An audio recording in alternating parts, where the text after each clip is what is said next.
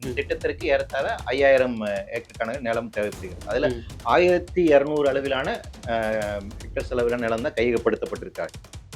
ரொம்ப வேகமா செயல்படக்கூடிய மாநில அரசாங்கம் தான் இதுல நிறைய முயற்சி எடுத்தாங்க கடந்த ஆட்சியில பொறுத்த வரைக்கும். ஒன்றிய அரசாங்கம் பொறுத்த வரைக்கும் இதுக்கான கிளியரன்ஸ் வந்து பெருசா வந்து கொடுக்கல. சோ அவங்க அவங்க அவங்க என்ன ப்ராஜெக்ட் வந்து இது பண்ணாங்க அப்படின்னா, இந்த திட்டத்தின் மூலமாக தான் தமிழ்நாட்டினோட வளர்ச்சி இருக்கும் அப்படின்னு அது வந்துட்டு ரொம்ப ஒரு ஊதி பெருக்க பண்ணாங்க. இவங்க வந்து பின்னோக்கி போயிருச்சு சொல்றாங்க இல்லையா? சென்னையில அடுத்து 25 வருஷம் இங்க மனுஷன் வாழ்றதுக்கான சூழல் இங்க இருக்குதான்னு அடிப்படையான கேள்வி இருக்கு இல்லைங்களா? வாழ தகுதியற்ற நகரமாக மாறிக்கொண்டு வருகிறது. பள்ளிக்கரணை முதற்கொண்டு இருக்கக்கூடிய எல்லா இயற்கை வளங்களையும் அழித்து விட்டு அந்த இடத்துல கட்டடம் கட்ட வேண்டும், அதான் வளர்ச்சி அப்படிங்கறத முன்னிச்சாங்க. அப்ப ரியல் எஸ்டேட் சார்ந்து கூட ஒரு பிசினஸ் இருக்கு இல்லைங்களா? அது ரெண்டாவது காரணம். அப்ப இந்த இரண்டு காரணத்தின் அடிப்படையில தான் இந்த திட்டம் வந்து ரொம்ப வேகமா முன்னெடுக்கப்பட்டது. சமூக நீதி அப்படின்னு பேசுகின்ற போது அது சென்னை சார்ந்த சமூக நீதியா இருக்க முடியாது இல்லையா? பொருளாதார வளர்ச்சி அப்படின்னு சென்னை மட்டுமே மையம் கூட பொருளாதார வளர்ச்சியா இருக்கு.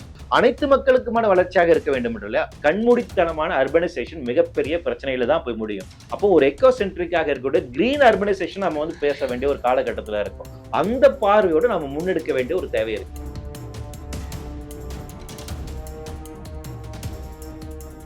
நம்பிக்கை மீடியா நேயர்களுக்கு வணக்கம்.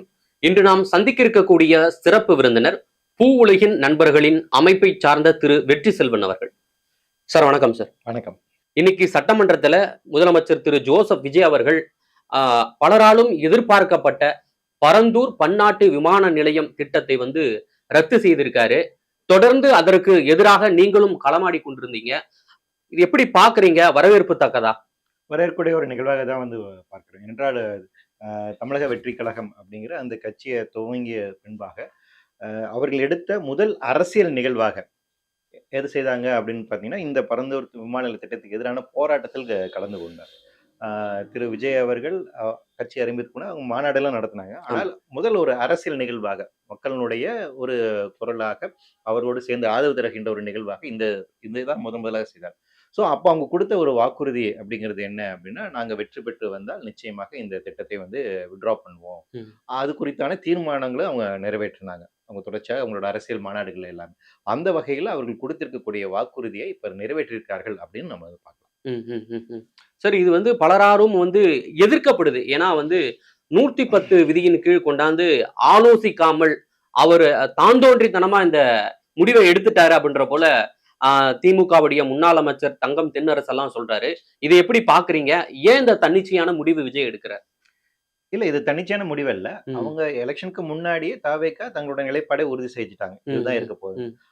வெற்றி பெற்றதுக்கு பின்பாகவும் அமைச்சர் சிடிஆர் அவர் நிர்மல்குமார் அவர்களும் தொடர்ச்சியாக 2 முறை பேட்டி கொடுத்தாரு நினைக்கிறேன். இந்த திட்டத்தை வந்து நாங்க தொடர்வதாக எங்களுக்கு எண்ணம் இல்லை, வேற ஆல்டர்னேட்டிவ் பிளேசஸ் நாங்க வந்து பார்த்துட்டு இருக்கோம் அப்படிங்கிற கருத்தையுமே அவர் வந்து ஊடகத்தின் மூலமாக தெரிவித்தார். ஸோ அப்போ அவங்களோட மனநிலை இதுதான் அப்படிங்கறத அவங்க ஆல்ரெடி தெரிவிச்சிட்டாங்க. சட்டமன்றத்தின் இது அறிவிக்கப்பட்டது போது பார்த்தீங்கன்னா 110 கீழே இது அறிவிக்கப்பட்டதுல ஒரு சட்ட விதிமுறை இல்லாத மாதிரிலாம் ஒன்றும் தெரியல. ஈவன் தோ அப்படி அவங்க அறிவித்ததுக்கு பின்பாகவும் அது குறித்தான கேள்விகளை தங்கம் தென்னரசு அவர்கள் கேட்டிருக்காரு. வெளியேதானே வந்து கேட்டாரு. வெளியேதான் வந்து கொஸ்டின் வந்து எல்லாத்தையும் வச்சாரு. ஏன்னா பெரும்பாலான 90% இடங்கள்லாம் கையகப்படுத்தியாச்சு, அதற்கான நிதியும் கொடுத்தாச்சு அப்படின்ற போல சொல்லியிருக்காரு. அந்த நிலத்தை எல்லாம் நீங்க என்ன செய்ய போறீங்க அப்படின்ற போல ஒரு கேள்வியை எழுப்பியிருந்தாரு.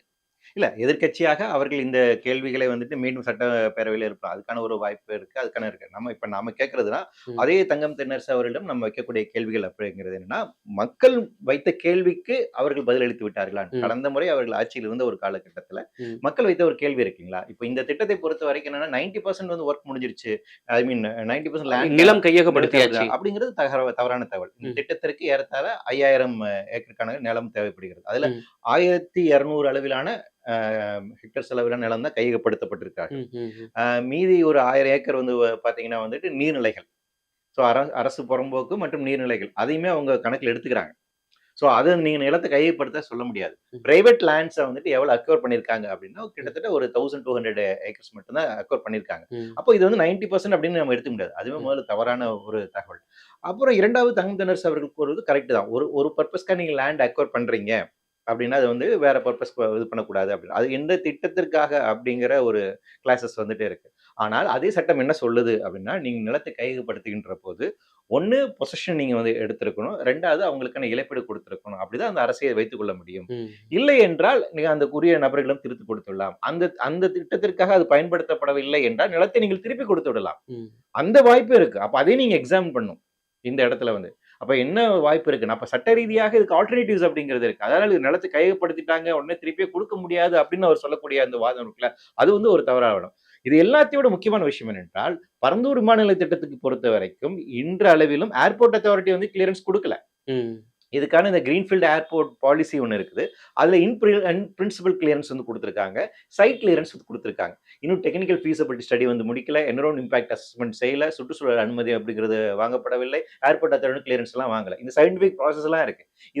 இதெல்லாம் நடைமுறைப்படுத்துக்கு பின்பாக தான் இந்த திட்டத்தை நீ நடைமுறைப்படுத்த முடியும். இந்த ஒவ்வொரு காலகட்டத்திலும் இந்த திட்டத்தை நிறுத்துவதற்கான வாய்ப்புகளும் இருக்கு. 2 விதம் புரிஞ்சுக்கணும். ஒண்ணு வந்து 50% இல்ல அபௌட் 20, 25% ஆஃப் லேண்ட் தான் அக்வயர் பண்ணியிருக்காங்க. அப்படிதான் ம். நம்ம வந்து புரிஞ்சுக்கணும். ஓகே. ஏன்னா அபௌட் 5000 ஹெக்டேர்ஸ்ல வந்துட்டு ம். 1000 ஹெக்டேர்ஸ் தான் அக்வயர் பண்ணியிருக்காங்க. ம். ம். ஸோ அது வந்து ஒரு 25% ஆஃப் லேண்ட் தான் அக்வயர் பண்ணியிருக்காங்க. மீதி வந்து பார்த்தீங்கன்னா, இப்ப இந்த 5000 ஏக்கர்ல 1000 ஏக்கர் நீர்நிலைகள். 2000 ஏக்கர் அப்படிங்கிறது வந்து பார்த்தீங்கன்னா, விவசாய நிலங்கள். ம். மீதி இருக்கக்கூடிய நிலங்கள் வந்துட்டு குடியிருப்பு பகுதிகள். இப்படி கேட்டகரைஸ் பண்ணிக்கணும். இப்ப குடியிருப்பு பகுதிகளும், விவசாய நிலங்களும் கொஞ்சம் அக்வயர் பண்ணியிருக்காங்க. அதுதான் ம். வந்து உங்களுக்கு வந்துட்டு ம். 1000 ஹெக்டேர்ஸ் அளவுல நடக்குது. ம். அவங்க என்ன சொல்றாங்கன்னா, இந்த புறம்போக்கு நிலம். அப்போ 50% ஆஃப் தி லேண்ட் அக்வயர் பண்ணல. ம். 2வது இதில இருக்கக்கூடிய அ ரொம்ப வேகமா செயல்படக்கூடிய மாநில அரசாங்கம் தான் இதுல நெறைய முன்முயற்சி எடுத்தாங்களே, கடந்த ஆட்சியில பொறுத்தவரைக்கும். ஒன்றிய அரசாங்கம் பொறுத்தவரைக்கும் இதுக்கான கிளியரன்ஸ் வந்து பெருசா ஒண்ணும் குடுக்கல. ஓகே. அது இது இருக்கு. சோ ம். அவங்க அவங்க அவங்க என்ன ப்ராஜெக்ட் வந்து இது பண்ணாங்க அப்படின்னா, இந்த திட்டத்தின் மூலமாக தான் தமிழ்நாட்டினுடைய வளர்ச்சி இருக்கும். ஓகே. அப்படின்னு அது வந்துட்டு ரொம்ப ஒரு ஊதி பெருக்க பண்ணாங்க. ம். ஒன்றிய அதற்கான அரசு எடுக்காத முயற்சி இவங்க தன்னிச்சையாவே எடுக்குறாங்க. ஆமா கடந்த கால திமுக ம். ஆட்சி தான் இது வந்து ரொம்ப முன்னெடுத்தது. தன்னிச்சையா எடுக்கிறதுக்கு என்ன சார்? அவங்களுக்கு என்ன ஆதாயம் இருக்கு? 2 விதமான விஷயங்கள் இருக்கு. ம். ஒண்ணு அவங்களோட பாலிசி வைஸா என்ன பார்வை என்னவாக இருந்துச்சுன்னா, அர்பனைசேஷன் மோர் அர்பனைசேஷன் ம். அப்படிங்கிறது தான் இருக்கு. சென்னை சுத்தி சார்ந்திருக்கக்கூடிய பகுதிகளை வந்துட்டு மேலும் மேலும் நகரமயமாக்குதல். அப்ப சென்னை சுத்தியே நீங்க சேட்டலைட் சிட்டி கொண்டு வருவது, வேற சிப்காட் கொண்டு வருது, இப்படி துறைமுகம் கொண்டு வருது அப்படின்னு. சென்னை சுத்தி இருக்கக்கூடிய பகுதி மட்டும். ஏன்னா சென்னையில மட்டும் தான் இன்வெஸ்ட்மென்ட் வருது. ம். இந்த குளோபல் இன்வெஸ்ட்மென்ட் மாநாட்டுல கூட பாத்தீங்கன்னா, சென்னையில மட்டும் இன்வெஸ்ட்மென்ட் வருது. வேற எங்கேயுமே வரல. அப்போ உங்களுக்கு 80கள்ல 70கள் 80கள் நகரமயமாக்கல் அப்படிங்கிற பார்வை எப்படி இருந்துச்சுன்னா, ஒரு சோசியலிச பார்வையில இருந்துச்சு. தமிழகம் முழுவதும் நகரமயமாக்கும் அப்படின்னு ஒரு பார்வை இருந்துச்சு. ம். ஆனா 90களுக்கு பின்பாக, ம். உலகமயமாக்கல் சொல்றதுக்கு பின்பாக, ம். பன்னாட்டு கம்பெனிகள் எங்க முதலீடு செய்வார்கள், அதற்கேற்ற அளவில் இன்ஃப்ராஸ்ட்ரக்சரை வளர்க்கணும் அப்படிங்கிற ஒரு பார்வையோடு இருக்கக்கூடிய ஒரு திட்டம். சோ அப்ப அதுல நகரமயமாதல் அப்படிங்கிறது சென்னை ஆல்ரெடி நமக்கு அர்பன் ஆயிருக்கு. சென்னை சுத்தி இருக்கக்கூடிய பகுதியை நம்ம அர்பன் ஆக்குவோம். அப்ப அதுக்கு ஒரு ஒரு விமான நிலையம் நம்ம இங்க கொண்டு வரலாம். இங்க ஒரு சேட்டலைட் சிட்டி கொண்டு வரலாம். அப்படிங்கிற வகை தான் இவங்க சொல்றாங்க. சோ அர்பனைசேஷன் மோர் அண்ட் இதுதான் அவங்களுடைய எக்கனாமிக்கலா இருக்கக்கூடிய பார்வையாக இருந்துச்சு. இதோட இன்னொரு முக்கியமான விஷயம் என்னன்னா, இது சார்ந்து இருக்கக்கூடிய ரியல் எஸ்டேட் சார்ந்து இருக்கக்கூடிய பிசினஸ். ம். அது நீங்க வந்து கிரடாய் போன்ற அமைப்புகள் கடுமையான இந்த திட்டத்தை வந்து ஆதரிப்பு பண்ணும்போது நம்ம அதுல புரிந்து கொள்ள முடியுது. ஏன்னா பள்ளிக்கரணை முதற்கொண்டு இருக்கின்ற எல்லா இயற்கை வளங்களையும் அழித்து விட்டு அந்த இடத்துல கட்டடம் கட்ட வேண்டும். அதான் வளர்ச்சி அப்படிங்கறத அவங்க முன்வைச்சாங்க. அப்ப ரியல் எஸ்டேட் சார்ந்து இருக்கக்கூடிய ஒரு பிசினஸ் இருக்கு இல்லைங்களா? அது 2வது காரணம். அப்ப இந்த 2 காரணத்தின் அடிப்படையில தான் இந்த திட்டம் வந்து ரொம்ப வேகமா முன்னெடுக்கப்பட்டது. ஓகே. இப்போ வந்து பரந்தூர் விமான நிலையம் ரத்து செய்யப்படுதல மிகப்பெரிய பாதிப்பு ரியல் எஸ்டேட் காரங்களுக்கு ஆமா. சொல்றீங்க. ஏன்னா ம். ஏர்போர்ட்டுக்கு மிக அருகாமைன்னு சொல்லிட்டு நிலத்த விக்கிறாங்களே. இப்ப வரைக்கும் நீங்க அந்த பகுதியில பார்த்தீங்கன்னா, நெறைய பெரிய பெரிய பேனர்ஸ் இருக்கு. ஓகே. ஏர்போர்ட்டுக்கு பக்கத்துல உங்களுக்கு வந்துட்டு வீடு ம். வாங்கலாம். ஏர்போர்ட்டுக்கு பக்கத்துல வந்து உங்களுக்கு ஷாப்பிங் மால் இருக்கு. ம். அப்படி இப்படின்னு பயங்கர ப்ரமோட் இருக்காங்க இல்லையா? ம். ம். இல்ல சோ அது அவங்களுக்கு தான் பிரச்சனை இது. அப்போ அதுக்கும் திமுகவுக்கு என்ன தொடர்பு இருக்குன்றீங்க? அது தெரியல. அது ம். நம்ம விசாரிக்கப்பட வேண்டிய விஷயம் வந்து. ஏன் வந்து ம். அவங்க சப்போர்ட் பண்றாங்க அப்படிங்கிற. அப்ப இந்த பாலிசி மூலமா யார் பயனடைச்சாங்க அப்படிங்கிறது தெரியணும். ம். நேரடியாக நம்ம அந்த குற்றச்சாட்டை வைக்க முடியாது. மறைமுகமாக இதுக்கான பாசிபிலிட்டிஸ் இருக்கு. ஓகே. ஏன் நீங்க இப்ப சப்போர்ட் பண்றீங்க? இப்ப ஒரு சிம்பிள் எக்ஸாம்பிள் சொல்றேன். இப்ப ம். இதே தங்கம் தென்னரசு அவர்கள் ம். சட்டமன்றத்துல வந்து ஒரு ஒரு முக்கியமான செய்தி சொல்றாரு. அதாவது ஒரிஜினலாக கலைஞர் அவர்கள் இருக்கின்ற போது வந்து பாத்தீங்கன்னா, ஏர்போர்ட் இந்த தற்போது இருக்கக்கூடிய மீனம்பாக்கம் ஏர்போர்ட்டை விரிவாக்கம் செய்வதற்காக 2007ல வந்து ஒரு ப்ரொபோசல் வைக்கிறாங்க. அப்ப ம். அந்த ஏர்போர்ட் பின்னாடி இருக்கக்கூடிய கரப்பாக்கம், குருப்பாக்கம் இந்த பகுதியில எல்லாம் இருக்கக்கூடிய ஒரு 1032 ஏக்கர் அளவு நிலத்தை கையப்படுத்துவது ம். அப்படின்னு சொல்லிட்டு அது இன்ஸ்டிடியூஷன் ஏரியா டிக்ளரும் பண்ணிட்டாங்க. அத வந்து கடந்த ஆட்சியின் போது தான் 2022ஆம் ஆண்டு தான் வித்ட்ரா பண்றாங்க. ம். அப்ப வித்ட்ரா பண்ணும்போது அவங்க என்ன சொன்னாங்கன்னா, தங்கம் தென்னரசு அவர்கள் என்ன சொன்னாங்க அப்படின்னு பார்த்தீங்கன்னா, இந்த நிலத்த வந்து நாங்க வந்து இப்ப கையகப்படுத்தணும் அப்படின்னா, இங்க ரெசிடென்ஷியல் ஏரியா இருக்கு. இவங்களுக்கு நாங்க வந்து இழப்பீடு கொடுக்கிறதா இருந்தா 10,000 கோடி ரூபாய் கொடுக்க வேண்டியது இருக்கு. ம். அது ரொம்ப காஸ்ட் எஃபெக்டிவா இருக்கு அப்படின்னு அவங்க சொன்னாங்க. அதுவே இப்ப புதிய பரந்தூர் விமான நிலைய திட்டத்தை பொறுத்தவரைக்கும், ஏர்போர்ட்க்கான மெட்ரோ ரயில் அமைப்பதற்கு மட்டும் 15,000 கோடி ரூபாய் செலவு. அப்போ என்ன லாஜிக் வந்துட்டு உங்களுக்கு வந்துட்டு இருக்கு ம். இல்லைங்களா? அப்போ நீங்க ஆல்ரெடி இருக்கக்கூடிய ஏர்போர்ட் உங்களால எக்ஸ்டெண்ட் பண்ண முடியும். அது எக்ஸ்டெண்ட் பண்ணீங்கன்னா, நீங்க ஒரு ரூ. 10,000 செலவு பண்ணீங்கன்னா, உங்களுக்கு நிலம் 1000 ஏக்கர் நிலம் கிடைக்குது. அத வச்சு நீங்க இன்னும் விரிவாக்கம் செய்யலாம். ஆனால் அதை தவிர்த்து விட்டு, புதிய இடத்துல தான் வந்துட்டு ரூ. 50,000 வந்துட்டு நான் இப்போ இனிஷியல் ஆரம்பிச்சு ரூ. 15,000 மெட்ரோ ரயில் ப்ராஜெக்ட்ட பண்ணிட்டு, இங்க தான் கொண்டு வருவேன். இதான் வளர்ச்சின்னு சொல்றாங்க இல்லையா? அப்ப அந்த நம்ம பின்னணி எப்படி புரிந்து கொள்ளுது? இப்போ முன்னாள் முதலமைச்சர் ஸ்டாலின் சொல்றாரு, பல ஆண்டுகளுக்கு வளர்ச்சி வந்து பாதிக்கப்படுவது. பல ஆண்டுக்கு பின்னுக்கு தள்ளப்பட்டிருக்கு. தமிழ்நாட்டின் வளர்ச்சி. அற்ப அரசியலுக்காக தமிழ்நாட்டின் வளர்ச்சி வந்து அடமானம் வைக்கப்பட்டிருக்கு அப்படின்ற அளவுக்கு ரொம்ப கொந்தளிச்சிருக்காரு. நீ இந்த கொந்தளிப்பை எப்படி பார்க்குறீங்க? ஏன் அந்த அளவுக்கு அவருக்கு ஆவேசத்தோட பேசுறாரு இந்த விவகாரத்துல? அ அ அதுக்கு இப்ப இப்படி நான் ஒரு கேள்வி கேட்கிறேன். இப்ப ம், வெயில் உங்களுக்கு எப்படி இருக்கு? ம், சென்னையில இப்ப வெயில் கொடூரமா இருக்கு இல்லையா? ம், வாழ முடியாத அளவுக்கு இருக்கு இல்லையா? சென்னையினுடைய தூக்க நேரம், அதாவது ம், இரவுல தூங்கக்கூடிய நேரம் வந்து பார்த்தீங்கன்னா, 96 ஹவர்ஸ் குறைஞ்சிருக்கு சொல்றாங்க. சென்னை வாசிகள பொறுத்தவரைக்கும். ம், நம்ம இரவு நேர தூக்கத்த வந்து 96 மணி நேரம் இழந்திருக்கோம். ஏன் அப்டின்னா, பயங்கர புழுக்கமா இருக்கு. உங்களால வந்துட்டு நைட் கரண்ட் இல்லாம ஃபேன் இல்லாம தூங்க முடியுமா? சென்னையில நெனச்சு கூட பார்க்க முடியாது.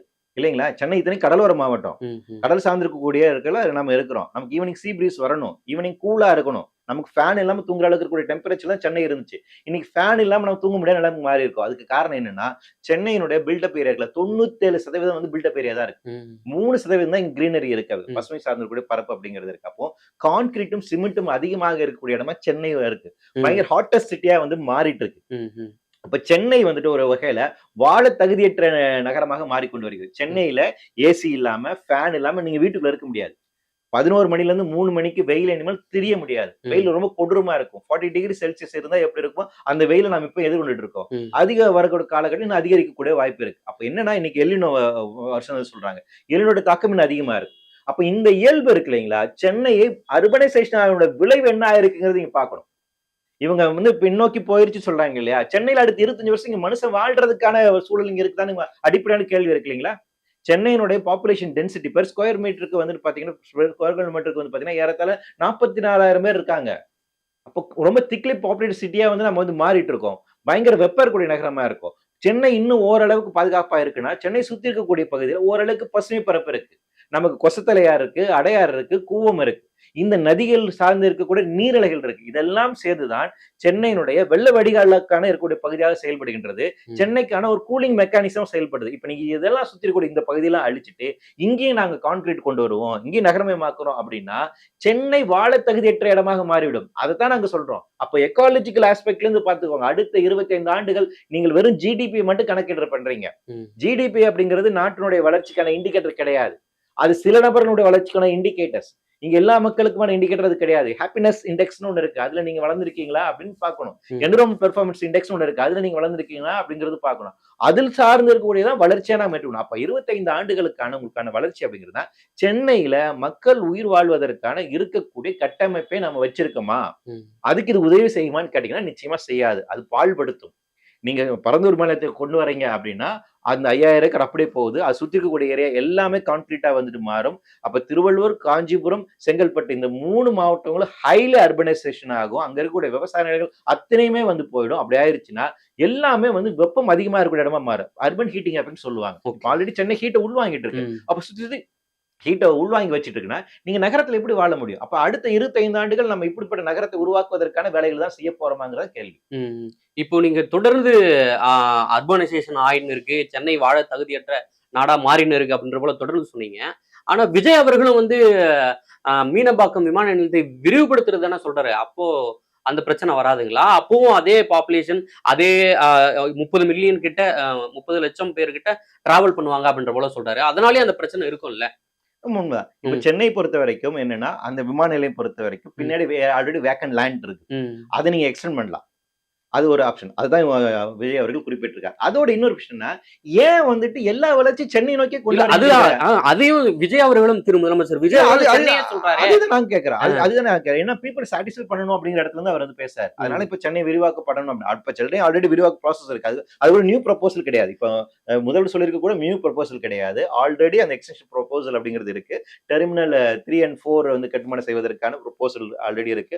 அது வந்து நடந்து கொண்டு இருக்கு. அதுக்கப்புறம் டெர்மினல் 5க்கு அவரும் சொல்லியிருக்காரு. ம், அதுமே வந்து ப்ரொபோசல் தான். ம், பட் எனிவே இப்ப சென்னை பொறுத்த வரைக்கும் அந்த மீனம்பாக்கம் ஏர்போர்ட்ட பொறுத்த வரைக்கும் பின்னாடி வேக்கன்ட் லேண்ட் இருக்குது. ம். பின்னாடி வேக்கன் லேண்டை நீங்க வந்து யூஸ் பண்ண முடியும். அதை எக்ஸ்டெண்ட் பண்றாங்க. ஸோ அதனுடைய சூழலியல் பாதிப்பு அப்படிங்கிறது கம்பேரிட்டிவ்லி கம்மி தான். ம். ஆனா எங்கள பொறுத்தவரைக்கும் நாங்க என்ன சொல்லுவோம் அப்படின்னா, நீங்க சென்னையை தவிர்த்து விட்டு மத்த இடங்கள்ல இனிமேல் ஏர்போர்ட் தேவைப்பட்டா கொண்டு வரதுக்கான பாருங்க. இப்ப நீங்க கோயம்புத்தூர் ஏர்போர்ட் இருக்கு, நமக்கு மதுரை இருக்கு, சேலம் இருக்கு, திருச்சி. தூத்துக்குடி இருக்குது, ம். திருச்சி இதெல்லாம் இருக்கு. அப்ப இந்த இந்த இதெல்லாம் இன்னும் இன்டர்நேஷனல் ஏர்போர்ட்டா நீங்க வந்து மாத்தலாம். நான் வந்து தூத்துக்குடியில இருந்து சென்னை வந்து துபாய் போறத விட, தூத்துக்குடியில இருந்து துபாய் போறதுக்கான எனக்கான ஃபெசிலிட்டி வேணும்ல. இப்ப கேரளா அப்படிதானே பண்ணியிருக்காங்க. கேரளால 3 ஏர்போர்ட் இருக்கு. 3மே இன்டர்நேஷனல் ஏர்போர்ட் இருக்கு. 3 பகுதியில நீங்க கேரளாவினுடைய வடக்கு பகுதியில இருந்தாலும் சரி, மத்திய பகுதியில இருந்தாலும் சரி, தென் பகுதியில இருந்தாலும் சரி, எங்க இருந்து வேணா அவங்களுக்கு துபாய் போக முடியும். ஓகே. அவங்களுக்கு அந்த பாசிபிலிட்டிஸ் குடுக்குறாங்க. இங்க ஏன் நான் தூத்துக்குடியில இருக்கிறவங்க நான் வந்து 14 மணி நேரம் டிராவல் பண்ணி சென்னைக்கு வந்து, அப்புறம் இங்கிருந்து 2 மணி நேரம் டிராவல் பண்ணி பரந்தூருக்கு போய் அங்கிருந்து 16 மணி நேரம் ஏன் துபாய்க்கு போணும்? இல்லைங்களா? அதுக்கு நான் வந்து திருவனந்தபுரத்துக்கு போயிட்டு அங்கிருந்தே போயிரலாமே. ம். பக்கமா இருக்குங்களா? ம். அப்ப என்ன அப்படின்னா, பரவலான வளர்ச்சி அப்படிங்கிறது இருக்கு இல்லையா? ம். அதை நாம வந்து பேச இப்ப சமூக நீதி அப்படின்னு பேசுகின்ற போது, அது சென்னை சார்ந்த சமூக நீதியா இருக்க முடியாது இல்லையா? பொருளாதார வளர்ச்சி அப்படின்னு சென்னை மட்டுமே மையம் கொண்ட பொருளாதார வளர்ச்சியா இருக்குங்களா? ம். அனைத்து மக்களுக்குமான வளர்ச்சியாக இருக்க வேண்டும் இல்லையா? அப்ப அனைத்து மக்களுக்கும் வளர்ச்சியா பரவலாக ஒரு பார்வை அப்படிங்கிறது ஒரு வேணும். ம். அந்த வகையில முதல்வர் அவர்களுடைய அவங்க ப்ரொபோசலா வச்சிருக்காங்க. என்ன இது பண்றாங்க? இப்ப எக்ஸிஸ்டிங் ஏர்போர்ட்ட வந்து நீங்க விரிவாக்கம் செய்வதில புதிதாக நிலத்தை கையப்படுத்துவதற்கான பெரிய அளவுக்கான நிலங்கள் தேவைப்படல. சிறிய அளவுக்கான அத நான் முன்னாடி சொன்ன மாரி 2007 ஒரிஜினல் பிளான் இருக்கு. அந்த பிளான் ஓரளவுக்கு ஓகே தான். ஏன்னா அங்க வேக்கன்ட் லேண்ட் அதிகமா இருக்கு. ம். ம். சில ரெசிடென்ஸ் ஏரியா மட்டும் கம்மியா போகுது. சோ அந்த வகையில அத எக்ஸ்டெண்ட் பண்றது அப்படிங்கிறது பெரிய அளவுக்கு சூழலியல் பாதிப்பு அப்படிங்கிறது இல்ல. நம்மள பொறுத்த வரைக்கும் என்னன்னா, இனிமேலாச்சும் நீர்நிலைகள, இனிமேலாச்சும் விவசாய நிலங்கள அழிக்காமல் முடிந்த வரைக்கும் அந்த எக்கோசிஸ்டத்த அப்படியே காப்பாத்துங்க.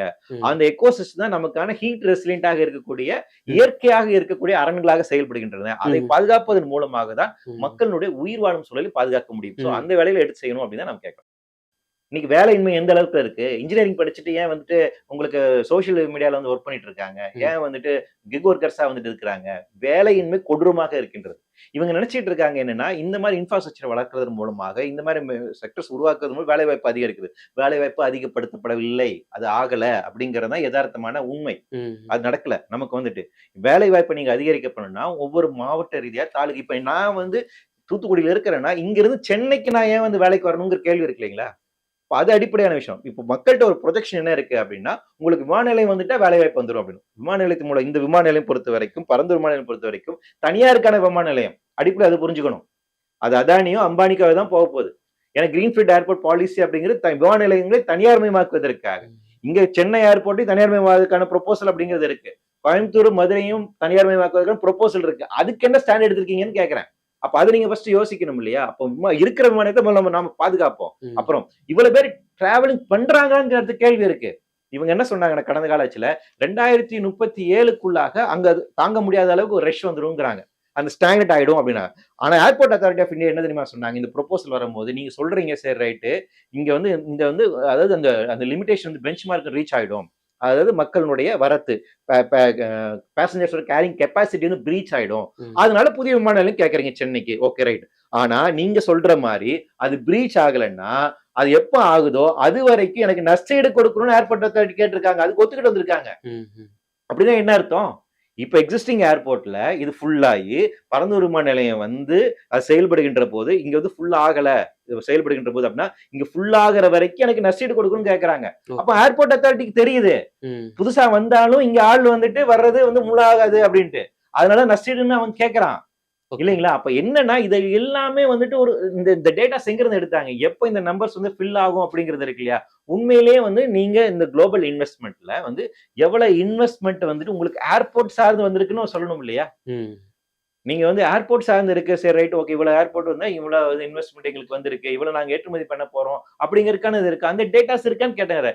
2வது எல்லாமே சென்னையை மையப்படுத்தி நடத்துவது என்பது சரியான ஒரு வளர்ச்சி அப்படிங்கிறது இல்ல. நான் என்ன சொல்ல வரேன் அப்படின்னா, உங்களுக்கு ஆல்ரெடி நெறைய ஏர்போர்ட்ஸ் இருக்கு. இன்னும் வேற வேற ரீஜியன்ஸ்ல நீங்க ஏர்போர்ட் கொண்டு வாங்க. ஓகே. ஆல்ரெடி இருக்கக்கூடிய ஏர்போர்ட்ஸ இன்னும் விரிவாக்கம் செய்யுங்க. கோயம்புத்தூர விரிவாக்கம் செய்யலாம். மதுரைய வந்துட்டு விரிவாக்கம் செய்யலாம். திருச்சிய வந்துட்டு இன்னும் விரிவாக்கம் செய்யலாம். தூத்துக்குடிய வந்து விரிவாக்கம் செய்யலாம். வேற பாண்டிச்சேரி சார்ந்தக்கூடிய பகுதியில புதுசா ஏர்போர்ட் ப்ரொபோசல் இருக்கணும். அந்த மாரி இருக்கலாம். அப்ப டைவர்சிஃபைடா நீங்க எதுவும் கொண்டு வாங்க ம். அப்படிங்கிறது நம்பர் 1 ஓகே. சாய்ஸா வந்துட்டு ஓகே. இருக்கும். நம்பர் 2 சாய்ஸ் அப்படிங்கிறது என்ன இருக்குன்னா, ஒரு மையப்படுத்தப்பட்ட உற்பத்தி அப்படிங்கிறது சரியானதாக இருக்கு. பரவலாக்கப்பட்ட உற்பத்தி முறை அப்படிங்கிறது நமக்கு வேணும். ம். அந்த பாலிசி நோக்கி நம்ம நகர வேண்டும். மூணாவது கண்மூடித்தனமான அர்பனைசேஷன் மிகப்பெரிய பிரச்சனையில தான் போய் முடியும். அப்போ ஒரு எக்கோ சென்ட்ரிக்காக இருக்கக்கூடிய கிரீன் அர்பனைசேஷன் நம்ம வந்து பேச வேண்டிய ஒரு காலகட்டத்துல இருக்கோம். அந்த பார்வையோட நம்ம முன்னெடுக்க வேண்டிய ஒரு தேவை இருக்கு. சென்னையின் பேரழிவு வந்து முதலமைச்சர் விஜய் அவர்கள் தடுத்திருக்கிறார் முன்கூட்டியே அப்படி எடுத்துக்கலாம். நிச்சயமா. அத பத்தி ஒரு ஆய்வே வெளியிட்டாங்க. ஓகே, சென்னை ஃப்ளட்ஸ் அப்படின்னு சொல்லிட்டு ஒரு ஆய்வு வந்து ஒரு பண்ணாங்க. அது ஓகே என்னன்னா, சார். நீங்க வந்து இந்த 3 மாவட்டத்தினுடைய நீர்நிலைகளுடைய இயல்பு தன்மை அப்படிங்கிறது எப்படி சேர்ந்து செயல்படுது அப்படிங்கிறது இருக்கு இல்லைங்களா? வந்துட்டு ம், கொசத்தலை ஆறாக இருக்கட்டும், கூவம் ஆறாக இருக்கட்டும், அடையார். இவையெல்லாம் உருவாகக்கூடிய பகுதி எங்க இருக்குன்னா, காஞ்சிபுரம், செங்கல்பட்டு, திருவள்ளூர் தான் உருவாகுது. ம். அங்க எப்படி உருவாகுதுன்னா, அங்க இருக்கக்கூடிய நீர்நிலைகள் வந்து கேட்ச் பண்ணல. இப்ப இந்த பரந்தூர் விமான நிலையத்தை பொறுத்தவரை கம்பன் ஏரி இருக்குது. நெல்வாய் ஏரி இருக்கு. இங்க 2 இந்த இது போய் பார்த்தீங்கன்னா கொசத்தலையோட போய் ஜாயின் பண்ணுது. ஓகே. இங்க சேர்ந்து அங்க போய் சேருது.